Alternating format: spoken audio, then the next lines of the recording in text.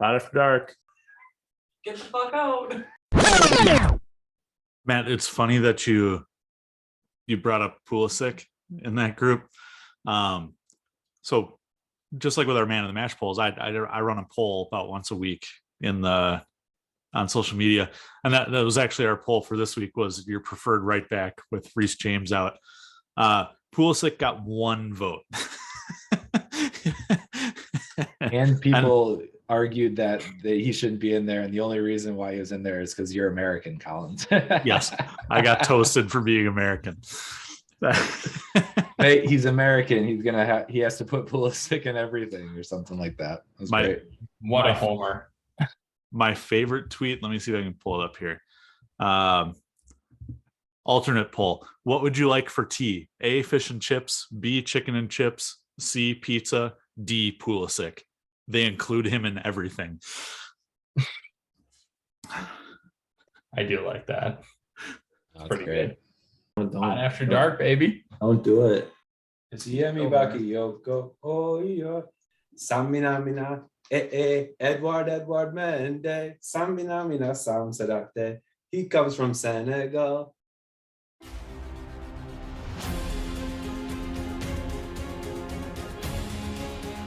And I think going out and get Saul was the top transfer of the market for Chelsea.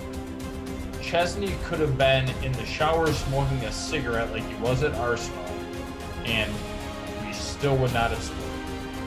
My rants have been fueled by Scott. Don't get it twisted. Big Rom. Man, fuck you. In Roman we trust, right? You and me are going to have a battle royale about Jorginho and diving.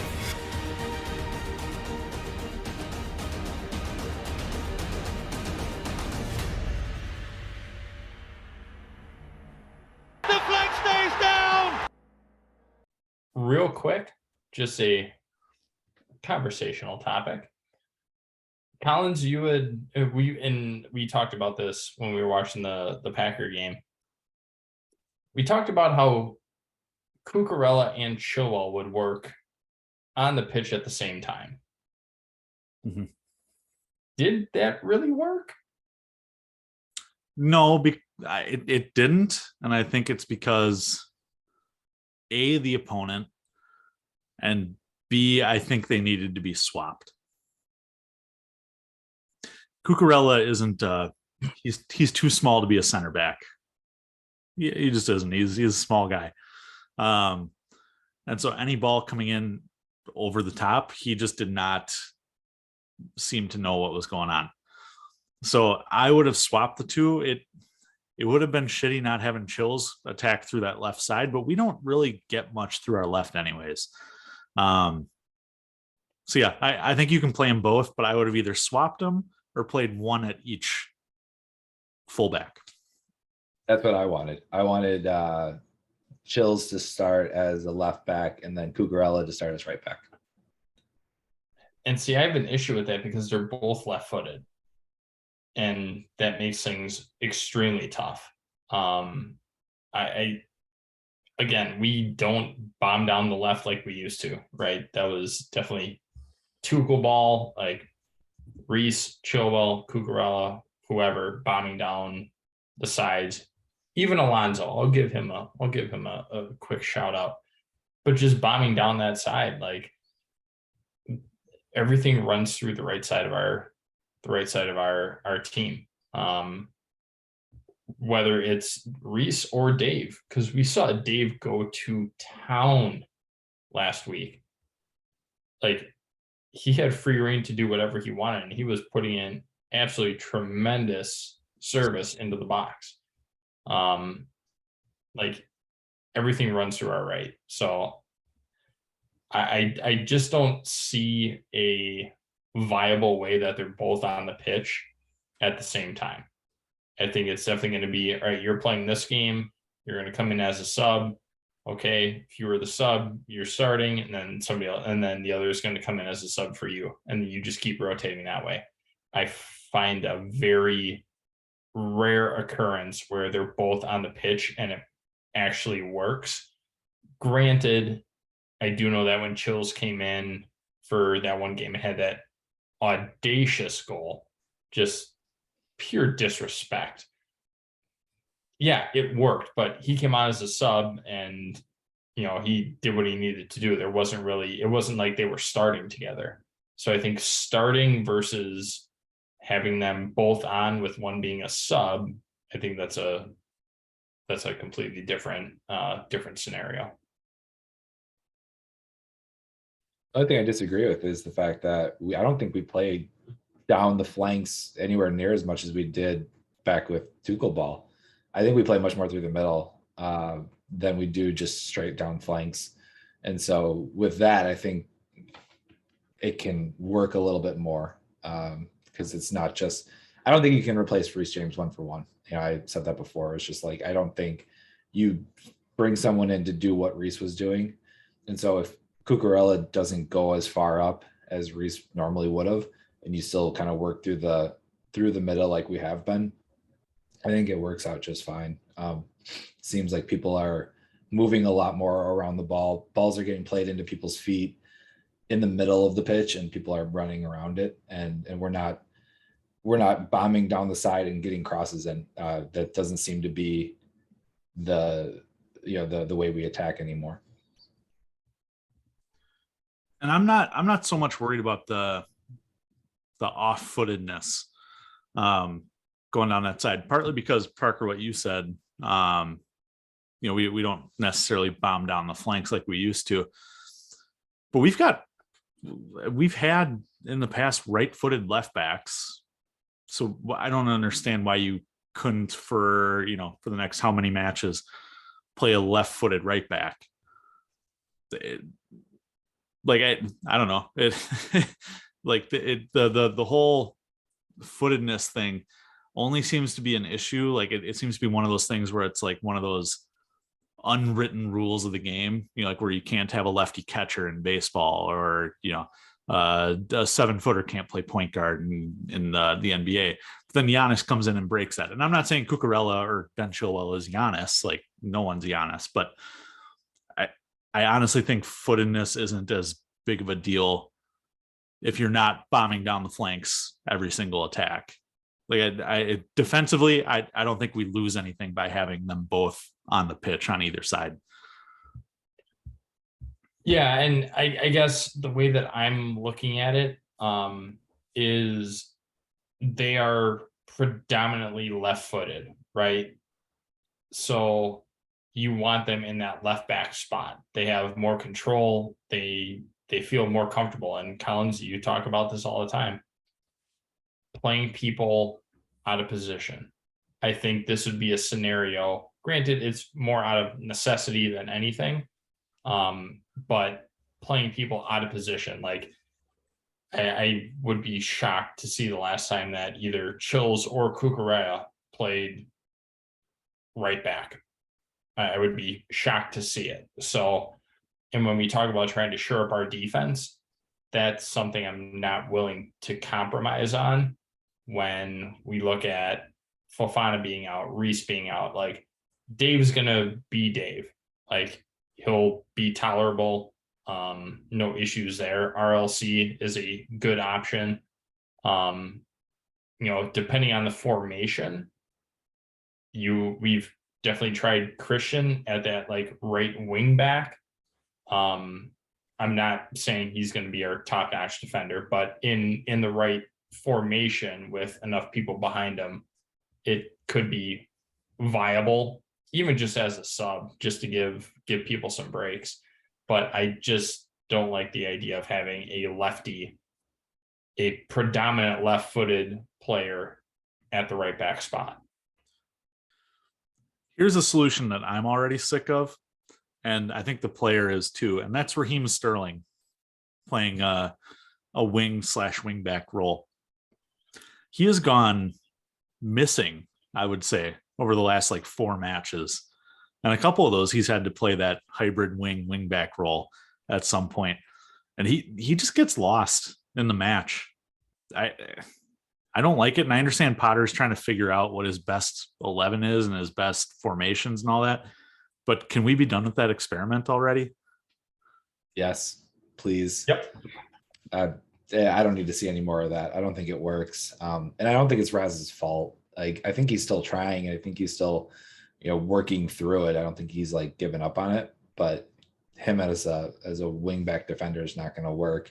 And that's like the ultimate playing someone out of place, where you take everything that's good about him and you minimalize it, and everything that's not great about him and you maximize. It just doesn't make sense to me.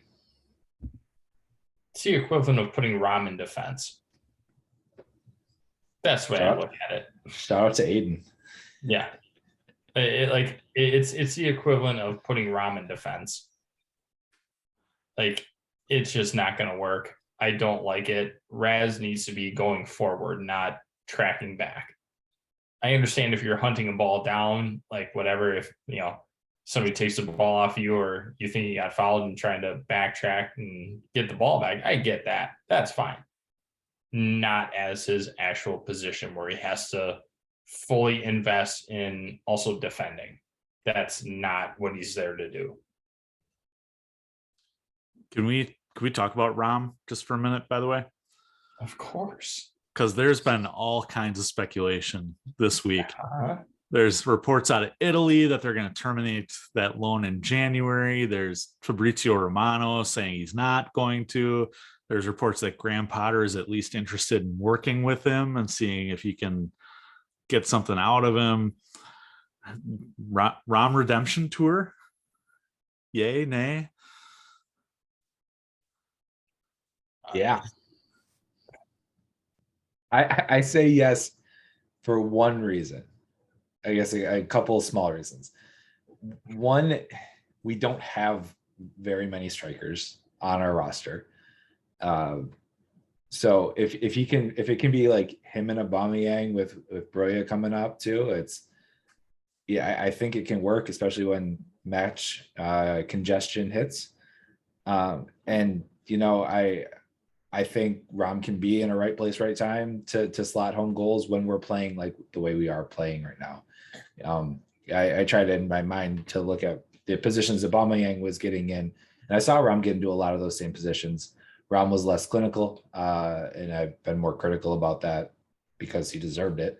But it was fair criticism, right? But there have been a couple of goals where Aubameyang just slotted it in. The Reece James cross comes to mind, where he takes one step forward and just puts a boot on it, and it's a goal, right? I think Rom can do that. He would score a couple goals for us and be able to give our guys a rest. But I don't want him to be sort of the out and out, our first man up in big matches kind of a guy. I think he takes a back seat to Aubameyang and even Broya at this stage.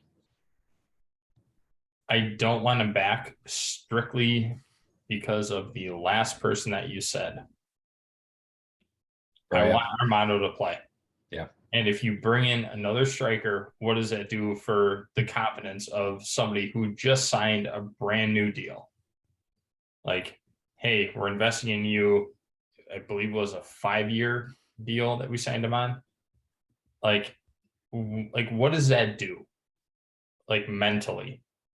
Oh yeah, we're gonna bring back this guy that we still have on the payroll. He's on loan. He's, I would almost say, unanimously hated by the Chelsea fan base. And yeah, I'm gonna bring that guy back. That's gonna absolutely destroy his confidence. I don't like it. We've been down this. Collins, I know that you are very big on your redemption tours. I know that you are. And I applaud you for that. You hopeful son of a bitch. But no. I'm honestly waiting for the Sky Italia interview where he bashes Inter Milan and says that he wants to go back to Chelsea. So I'm just waiting on that at this point. I'm torn, honestly. I want it to be right because that would make me 2 for 2 on predictions this year, with a Rom redemption tour. But at the same time, I'm seeing reports out of Italy that he's now fat Rom and he's out of shape. and Inter's trying to get him to eat less and train more, and I don't want that. Like that's a lot of work. I mean, I'm a bigger guy myself. I know that's a lot of work. I'd be excited to see what Potter can do. I think a lot of the attackers losing form comes down to Tuchel. I think and his coaching style. I think they just didn't mesh with Tuchel. So I'd be excited to see what Potter does with him. But yeah, even for depth, I think if we're playing FIFA, it's great. Having Rom come back and be a second striker. But I think ego-wise in the real world, he's not going to do that. He's going to cause more problems than he would. And I'm more intrigued by the other reports this week of Chelsea being a suitor for Kylian Mbappe. Give me all of that. Just come here. We might have to do a separate pod just based on the rumor mill because it is out of control right now. I saw that we're looking at an $86 million or an 86 million pound bid for Jude Bellingham. We're going to be looking at Declan Rice as well. Then when you throw in Christian Nkunku and then whoever the center back is for Leipzig. Guardiola. Yeah. Like we're just splashing cash. And then now you want to throw on Kylian Mbappe. Like, holy shit. Wow. That is the equivalent of in FIFA, your club gets purchased by new ownership and happens to be a Saudi investment group. And your transfer pool is now 500 mil. It's like, oh, this could be fun. And then you just go out and buy everybody. And Collins, I know that you're waiting for this. And I'll say it so I don't have to hear you say it. And think about the potential of Cristiano Ronaldo on a free.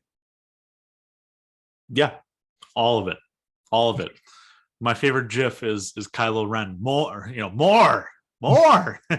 Yeah, that's what I want. Todd Bowley, more.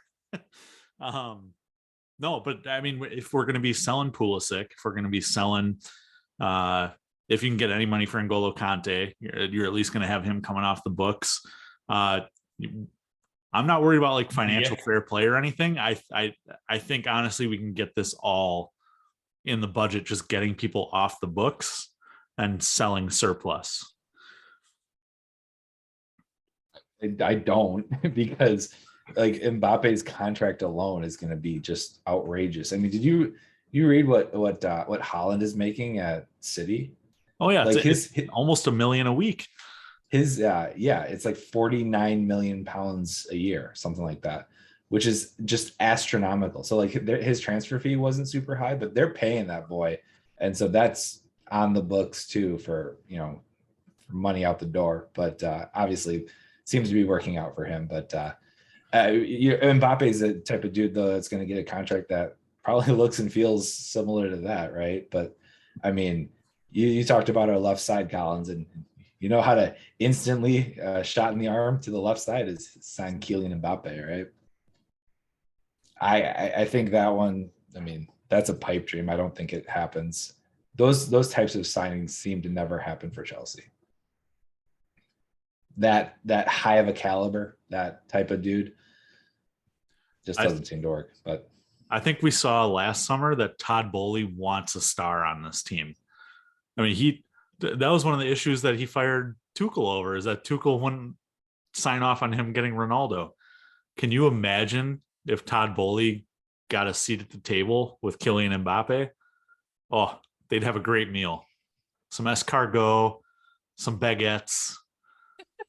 That's the only French food I know, but it'd be a great meal. Great meal. Some French toast. And some freedom fries. Yeah, it seems like it's just silly though with the amount of spending that we're doing, and it just feels like the changing of the guards. Seems like a new era. Jorginho is probably leaving, if not end of the year, soon-ish, right, in the near future. But we're getting younger. We're transitioning over, and if you replace some aging legs with some young superstars, who says no to that, right? Well, that's a great point right there. What's a better midfield? A midfield three of Kovacic, Jorginho, and Conte against Declan Rice, Jude Bellingham, and Conor Gallagher, we'll say.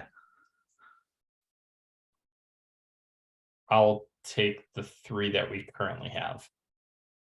All healthy. Okay.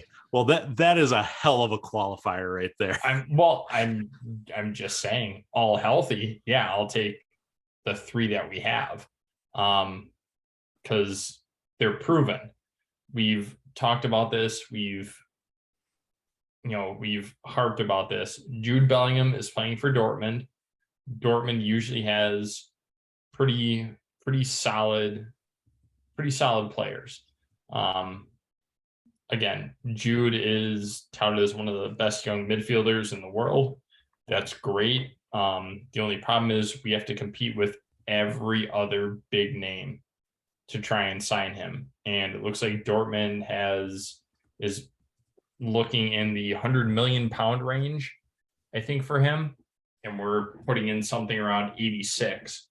So that's fine. I'm a big fan of Declan Rice. I think that to me, he's kind of a hybrid between Kova and Jorginho.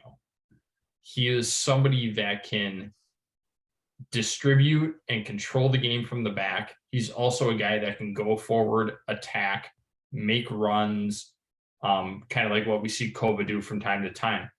Like he's got characteristics of both, and he's younger. I don't necessarily like the price tag on him, but somebody's going to pay it. So might as well be us. I'm perfectly fine with that. Connor is definitely coming into his own. Even for the short spell that he was on today, I liked what I saw out of him. I think he had obviously a rough start to the season, but he looks more controlled, more relaxed, more confident than he did right at the beginning of the season. So it's a very bright future with those three, but I will take my proven veterans over them right now.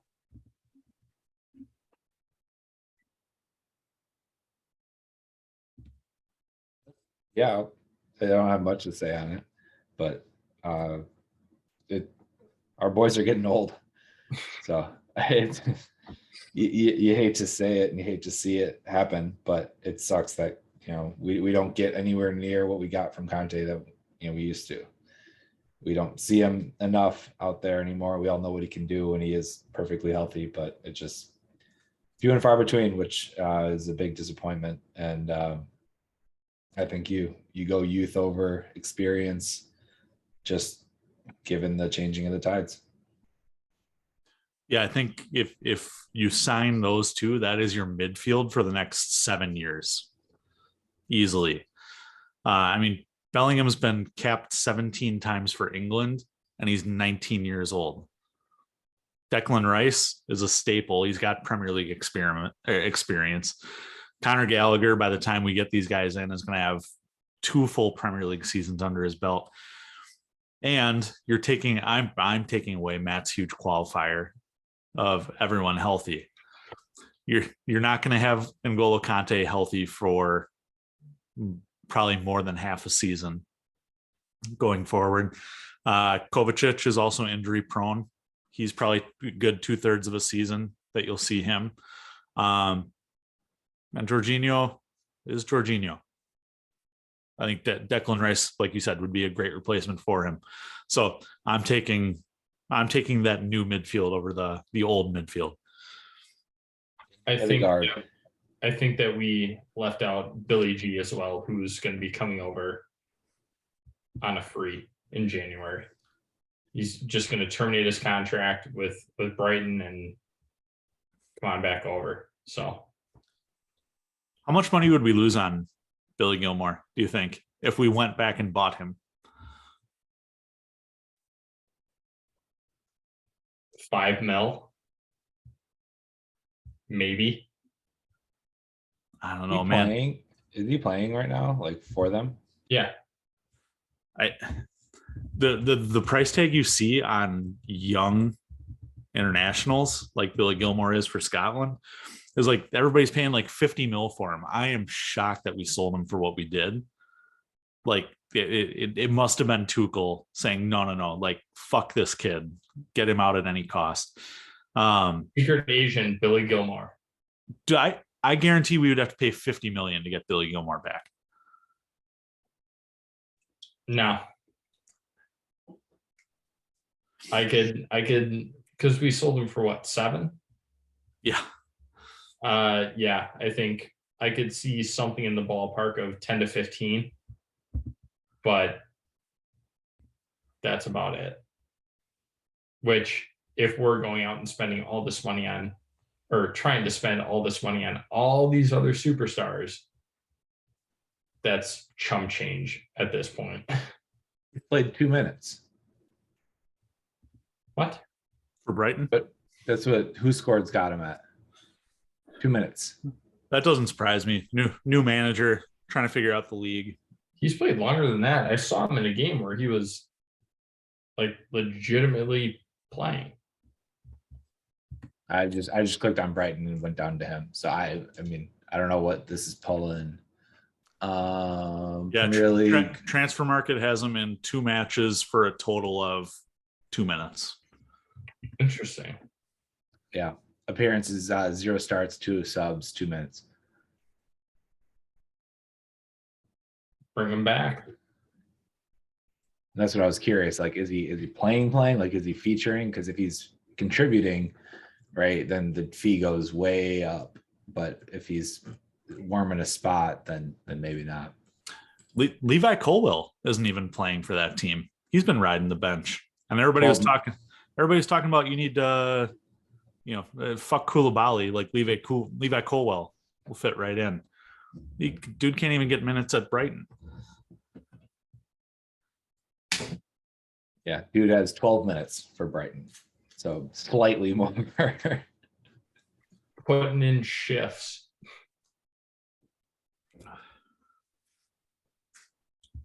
Yeah, I don't know. I mean, and then what was the other name? And then we're also talking about Leao, about trying to bring him in. Like, we are linked with damn near everybody. How do you guys feel about Leao? He's a guy who seems to divide the fan base. I liked what I saw out of him, and he basically did everything on his own from what it seemed like. He did not have very much help with what you doing? Dude, my fucking neighbors. Like, I kept hearing like somebody yelling outside. I'm like, what the fuck? Like literally frog in a box. Yeah. This is what I do usually during work is I'll be on a call and just right over here and I'm just like, what are they doing? Sorry, but anyways, keep going. we were talking about. Leao. That's right. Yeah, it seemed like he had no help on his Milan team. So him on his own tried to make a bunch of things happen, and he got around our guys more than a couple of times. It's just that we were able to kind of throw 3 defenders at him because no one else was really doing anything. There was the one ball that he put into Drew that should have been a goal. So I enjoyed what I saw. I haven't seen much of him, but the 2 matches I've watched of Leao, he is athletic, he's fast, and again, it's where he plays, which is down the left side. and we don't really have a great option down that left side. And so it's one of our biggest weaknesses. So if someone can come in and really shore that up for us, it looks more appealing than someone who, we've got some depth at. I feel like I'm going to steal all of Matt's thunder here. But number one, Storms are brewing. for the price tag, I'm not in on it. The most recent report I saw was Callum Hudson-Odoi, Christian Pulisic, and 100 million euros. Jesus. Rafael Leao is not a $150 million player. Like, not at all. And number two, yes, he's like, when he has been up to it, he looks good. He's flashy. He can get past people. He can go at people. He can distribute. He can score. But when he's not doing that, he looks lazy as fuck. Like, and I know it's not the greatest example, but when AC Milan were down to 10 men and they were just camping in their own half, there were times where if Leao would have done something, if he would have gone after a ball, if he would have pressured somebody, he would have been the only guy going down. It would have been a one-on-one with Kepa. But he kind of just stood there and sulked a little bit. And I hate to acknowledge this, but he didn't pass my eye test.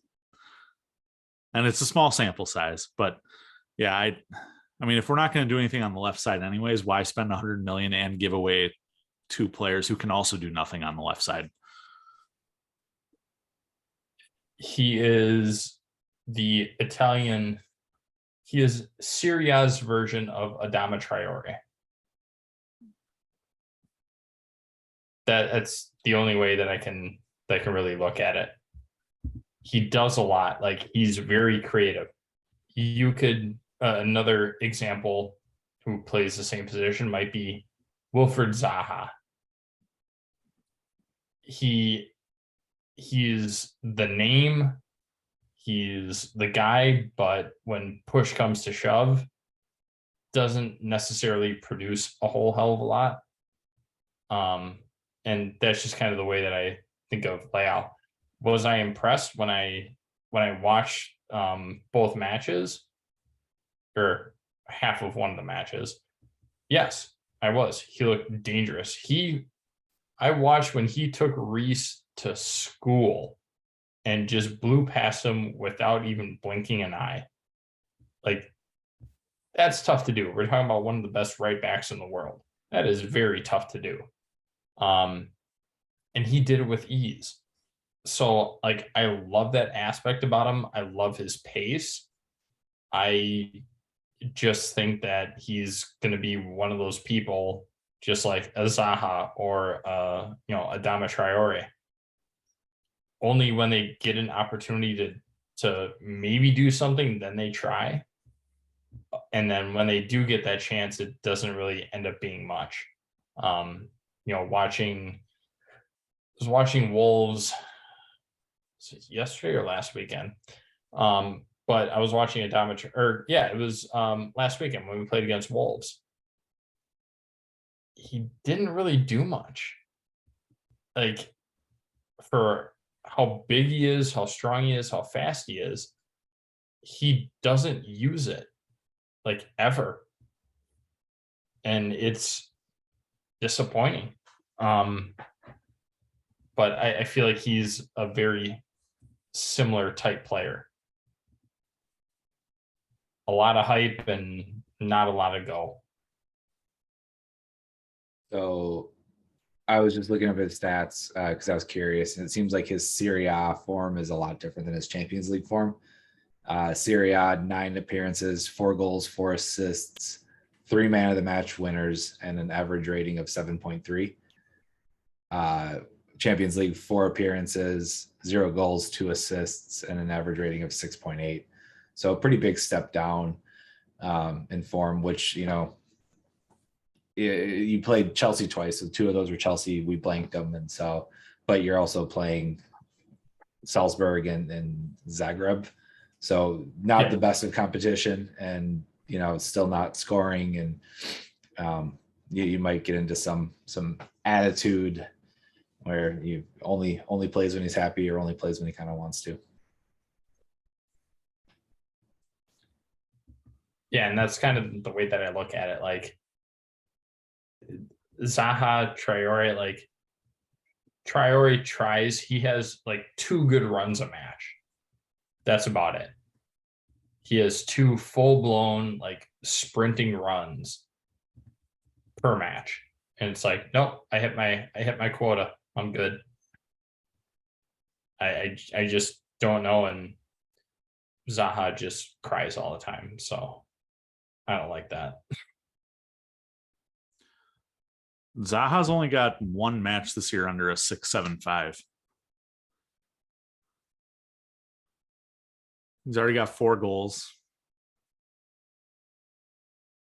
I wouldn't mind Zaha, considering they were saying his price tag this summer is 25 mil. I would consider that like a straight swap for Ziyech. I would consider that an upgrade, but well, in terms of price, like I would absolutely make that swap in a heartbeat. Yeah, I mean, with the way that Ziyech has been playing, like he's just shooting whenever he gets a chance and turning the ball over a shit ton. Yeah, like I wouldn't mind Zaha, but he would not be my preferred choice, especially if we're going after, Kylian Mbappe. Fair. Touche. I would take, all right, split the room right here. I would take Zaha over Neymar. Same price? Same price. That's bold. Okay. Yep. Same price in which way? Are you paying $90 million for Zaha, or are you paying $25 million for Neymar? They're the same price. Right, but what's the price? Because that's honestly going to affect my opinion. So the way that I would look at it, so it's tough because you're looking at 2 different price tags based on the player, and well, you're basically just paying for the name with Neymar, right? No. You basically are. Do you want to split the We know difference in he's gonna $50 get a million red- a piece? We know he's going to get a red card in March so that he can go celebrate his sister's birthday like he's done for the last 8 years.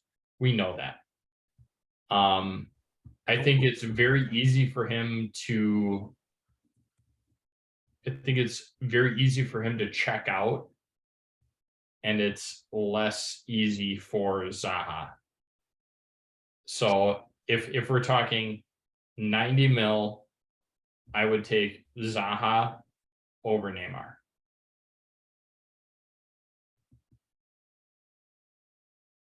Say that again? If so, Collins gave 2 options. Yeah. 90 mil, I would go Zaha over Neymar.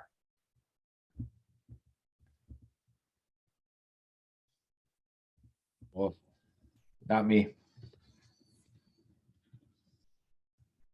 Not me. Actually, I think I'd take Neymar in either scenario. But if you get Neymar for 25 mil, I think you take him. Yeah. I think Neymar's a steal at 25 mil, and I'm not paying 90 million for Zaha when I know Neymar is better. So yeah, I'm taking Neymar. Yeah, but Neymar's not Premier League proven. He's been playing in soft leagues. Neither was Haaland. I think there's a difference. Haaland is a god. All right. He's basically Thor. There's a difference between Premier League proven and a guy who is just like a world talent. And Neymar is a world talent. I think Neymar translates to any league. I don't. I again, like I don't have anything like I would love Neymar. Like, don't get me wrong. Like, fine. If we get Neymar, awesome. Like, I'll be happy about it.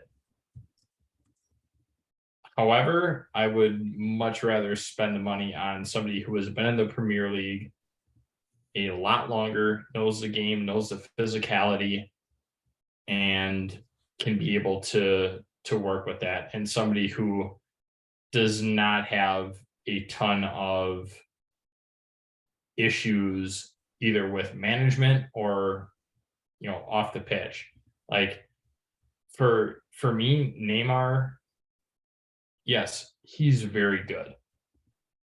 His price tag is very inflated because he's playing at PSG right now. He's playing in the French league. Cool. Inflate people's price though. There's only like 3 players in the French league that have high prices, and they play for PSG. Right, and even so, I still think that price is inflated. Like I think PSG actually overpaid for majority of their players, but definitely Neymar.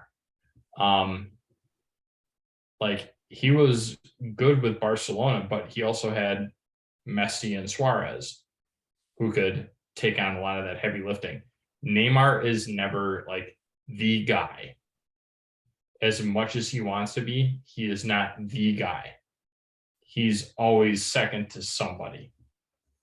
And I think, you start to see that with, Mbappe and him at PSG, right? All those reports came out and blah, blah, blah. And like Neymar wants to be the guy so bad, but he's just not. I always think that he's going to be the second guy, or maybe a 1A, 1B type player, but not the guy. Here's my problem with that argument is how many players in the world can you say are that guy and have been that guy their whole career? I can name 3, and that's it. So I think being current players name more than 3 current players that have been the guy. Well, we know the first 2. Messi, Ronaldo, yeah. Yep. Currently,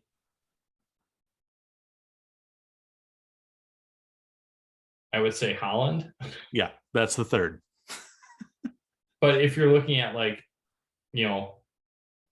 if you're looking at other things, like for a while, and I hate to bring up PSG, but like Cavani was the guy for a while.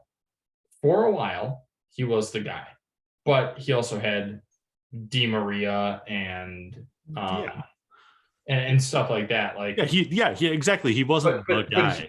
He was the guy. He scored ridiculous amounts of goals. Robert Lewandowski. That would be my other. That was mine. Yeah. He plays a different role, but that was my only other addition.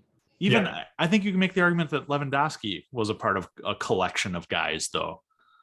Would Lewandowski have done the same thing had he gone to where the fuck was it that Blackburn? Sam Allardyce wanted to sign him when he was like 21.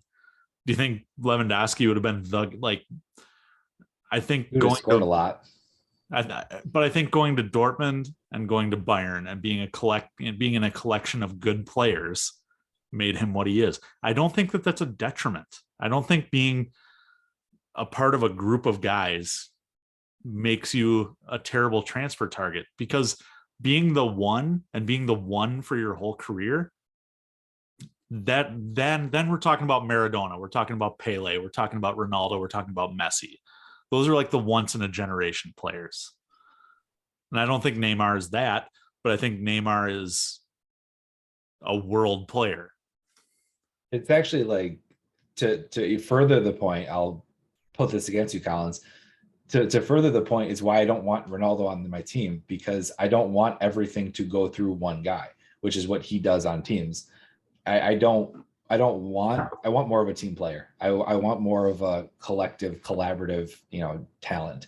So but then Matt, that goes against you, because I don't want Neymar to be the one guy. Like I want him to play in a system, because I think as a teammate and team member, I don't want everything to go through one guy. I don't want him to be the guy. I want him to be a member of a collective team that wins everything. Right. So and he wants to be the guy. Like he's always wanted to be the guy. That's why he left Barcelona to go to PSG. He wanted to be the guy. And early on, he couldn't hack it. Like he just was not that player. And then Kylian Mbappe came around and they play off of each other, which is fine. So let me backtrack a little bit. The only player that I will say is a number one, everything runs through him, would be Ronaldo. Messi is a very unselfish player.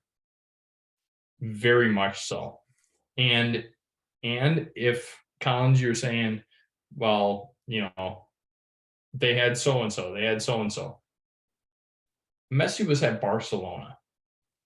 Do we need to go through the names that he was with? Do we need to go through the names that Ronaldo was with, even at Man U or Real Madrid? Like they all have their cast, but like Messi for me is a team player. Ronaldo is a very selfish player, and everything runs through him. Prime example: when Ronaldo left Real Madrid, can you remind me what happened to Karim Benzema? Boy went off. Like 2 years later. He went off. Why? Because everything had to be run through Cristiano Ronaldo. Everything. And Parker, I completely agree. I do not want him at Chelsea. Because everything has got to go through him. Otherwise, he's going to throw a shit fit. Just like we see him on the bench every single time a Man United game is on. It's not worth it. And I think Neymar, he wants to be there. He wants to be at that level, but he needs everybody else around him to make him better. He's not capable of doing it himself. So because you guys are making very similar points here, but you guys were also on board with this other one. Mbappe very clearly wants to be that guy, wants to be the guy. He's like basically part general manager at PSG right now. Why is he an exception for you guys? Why is it okay for Mbappe to come to Chelsea? I want Neymar here as well, but it's a good point. It's fair. So for me, Mbappe, he's proven, I think, that he can be the alpha. When you think of PSG, you don't think of Neymar. You think of Kylian Mbappe. I think he is already superseded Neymar in that regard. So I think he has a little bit more standing in that point. Is he going to be the guy that we run everything through? Probably not. And I don't think that the way that we have our team set up, we don't run everything through one single person. I do think that Mbappe would be a better option than Neymar. Colin, you bring up a fair point, because when you, like we've talked about before, which is playing FIFA and you don't have to deal with personalities and egos, it all works out. But then when you think about, will that make him happy? Will that make Mbappe happy that we don't run everything through him? It's like, probably not. And then does that cause consternation in the clubhouse? Probably. And so you instantly shit on my fantasy and it sucks. So thanks a lot, you dick. But the point's true for Neymar too, because if in your example, if we don't run everything through Neymar and then Neymar gets pissed off, does that hurt us in the long run? I think team chemistry is something that we all think about and talk about, and the fact that a lot of our best players have come through Chelsea Academy has been somewhat of a badge that we all wear, and it you lose some of that build up if you just go out and buy everybody. And so it's a trade-off. I think styles and personalities need to go well together. And so, when I see Reece James befriending people on Instagram and reaching out to them and they form relationships, I think like that's pretty cool, because like then it at least feels like on paper they could play together. And if they exchange shirts and they're friends off the pitch, then it has a better shot of working on the pitch. So thanks for bringing me back down to reality. Appreciate it. Just asking the question. That's half I the want battle. Mbappe. I would like him. Parker, in your defense, it was probably the altitude difference. So